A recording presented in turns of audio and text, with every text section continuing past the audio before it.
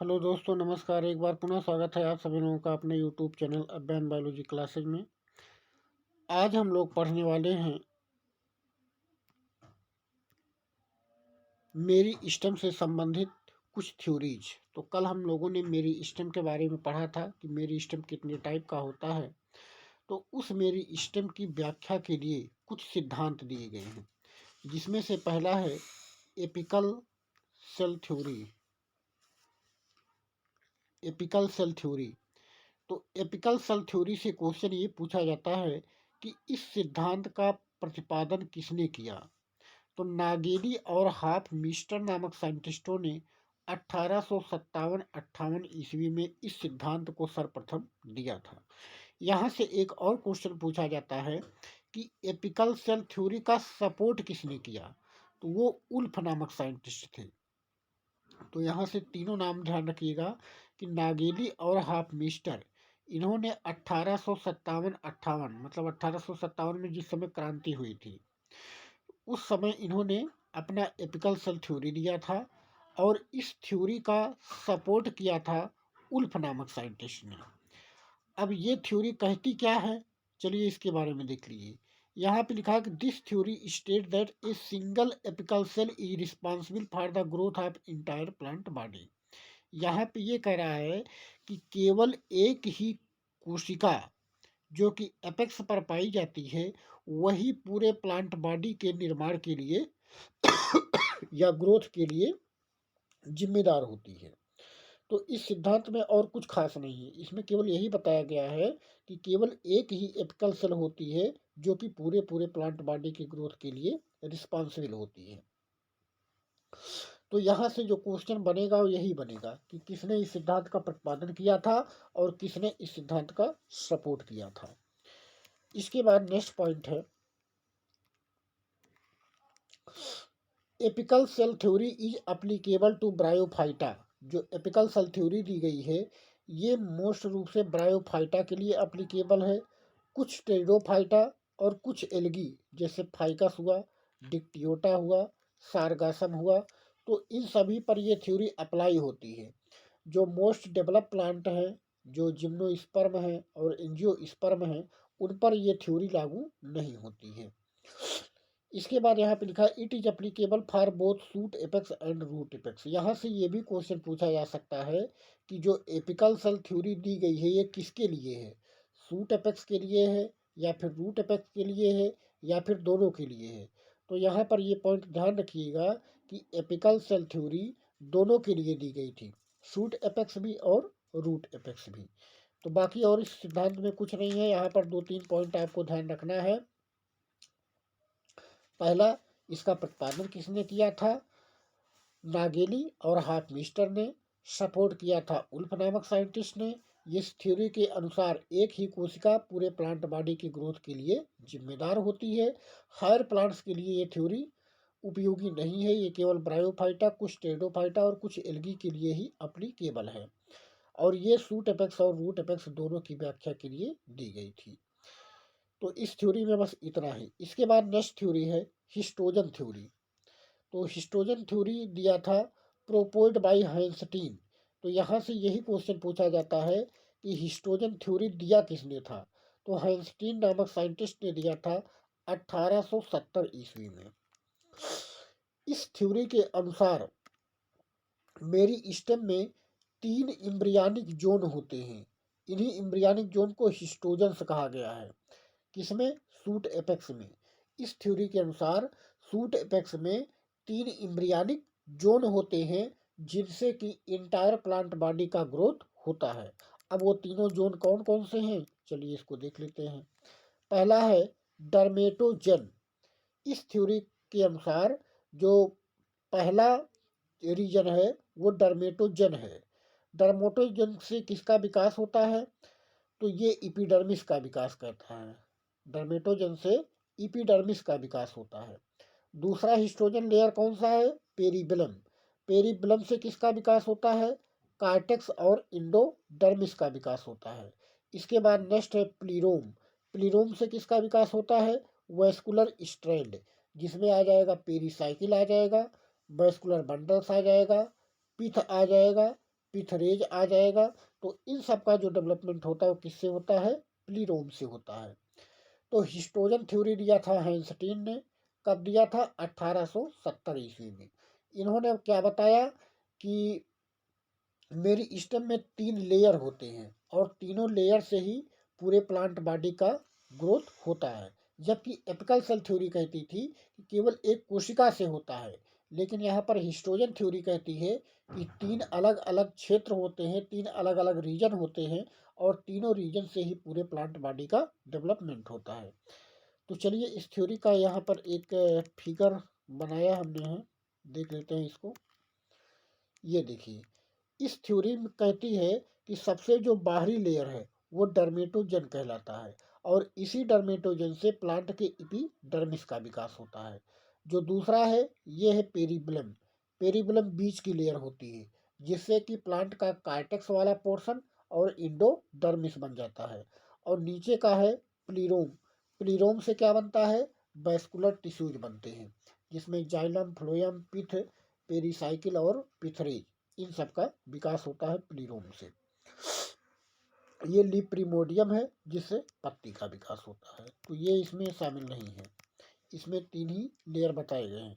अब यहाँ पर देखिए एक इम्पॉर्टेंट पॉइंट है कि Hanstein recognised a fourth embryonic layer or histogen in the root apex of monocot. Monocot पौधों के रूट एपेक्स में हाइंस्टीन ने एक चौथे एम्ब्रियोनिक लेयर की खोज किया और उसका नाम उन्होंने रखा कैलिप्ट्रोजन।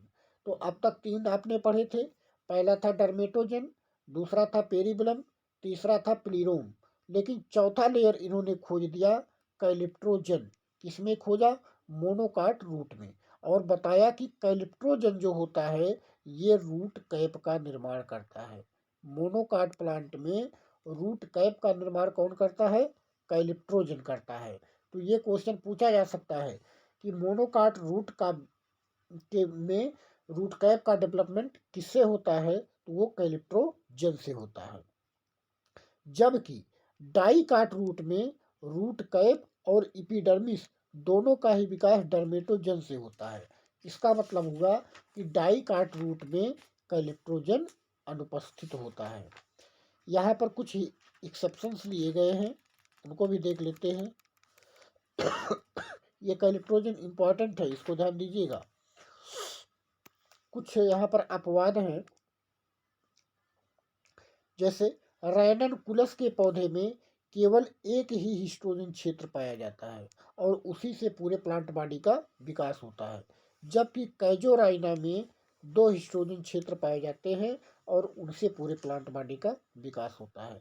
तो जो अभी आपने पढ़ा कि 3 हिस्टोजन क्षेत्र होते हैं, तो ये रैननकुलस और कैजोराइना ये दोनों इसके अपवाद हैं।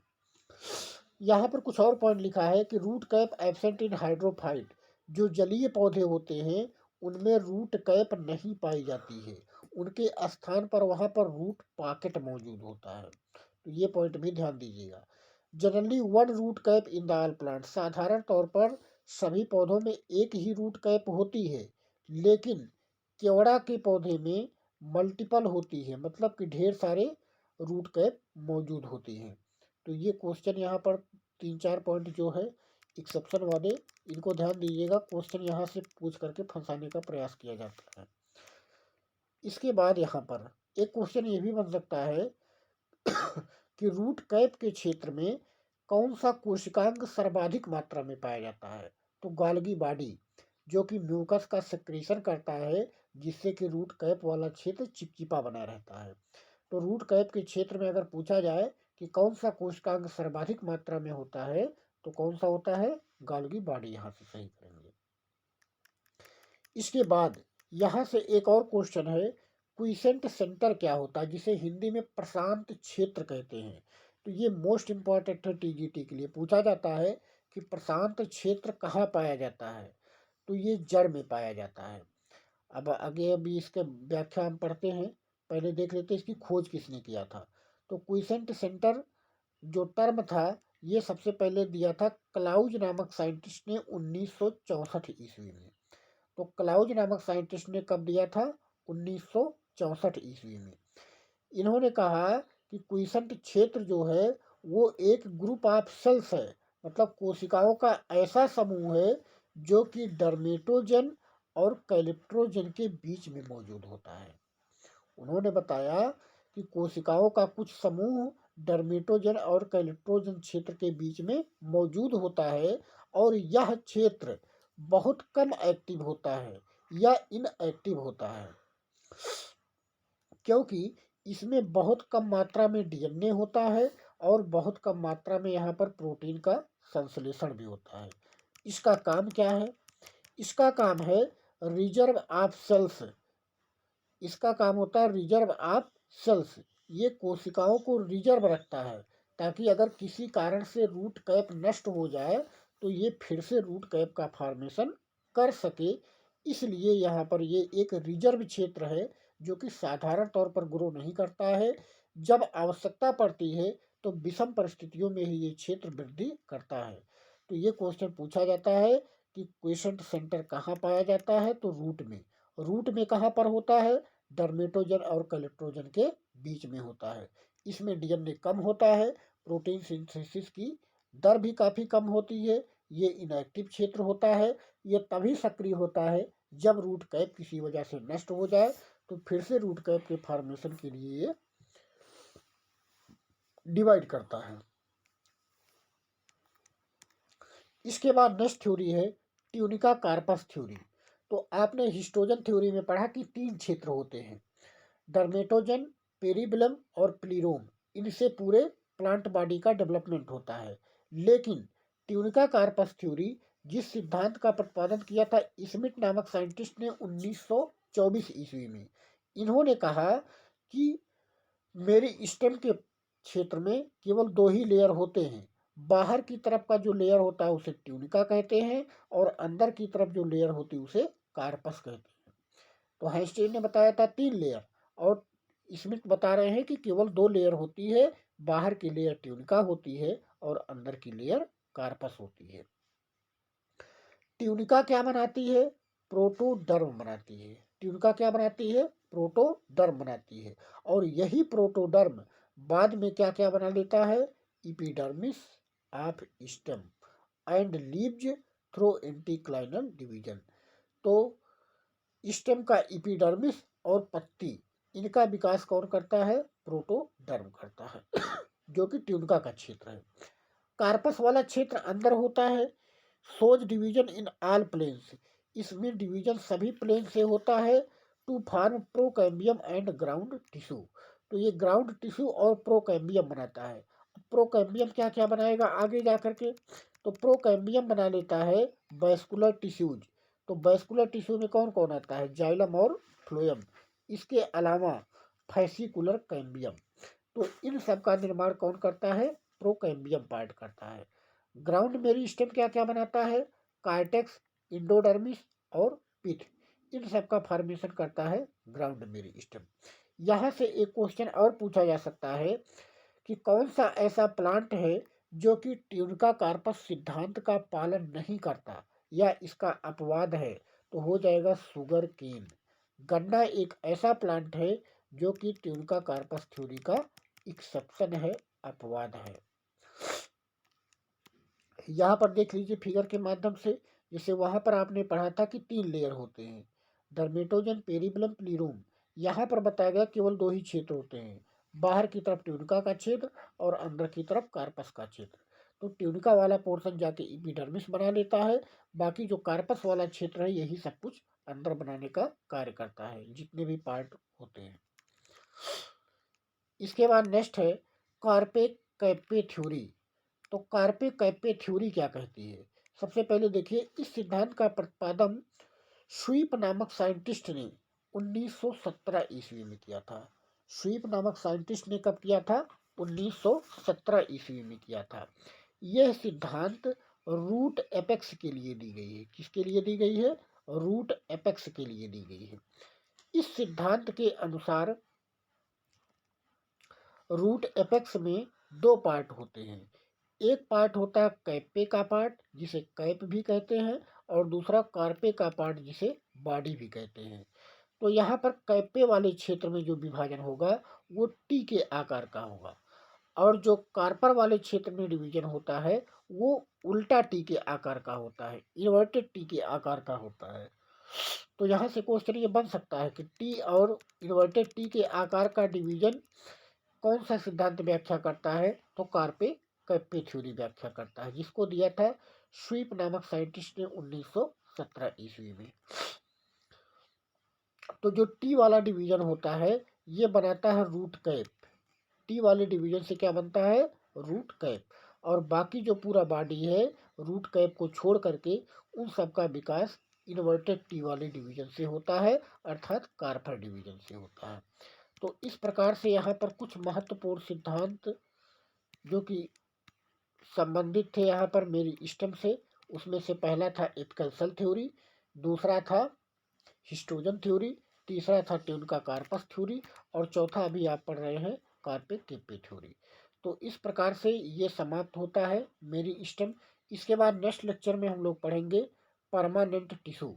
तो परमानेंट टिश्यू में पैरन कायमा, कोलन कायमा, स्क्लेरन कायमा, इस सब की व्याख्या की जाएगी। वीडियो को ज़्यादा से ज़्यादा लाइक, सब्सक्राइब और शेयर करते रहिए ताकि लोगों तक ये महत्वपूर्ण जानकारी प्राप्त होती रहे। तो कोशिश हमारी होगी कि जल्दी से बॉटनी ख़त्म करके इसके बाद फिर जूलॉजी आपकी शुरू की जाए। तब तक के लिए नमस्कार, धन्यवाद।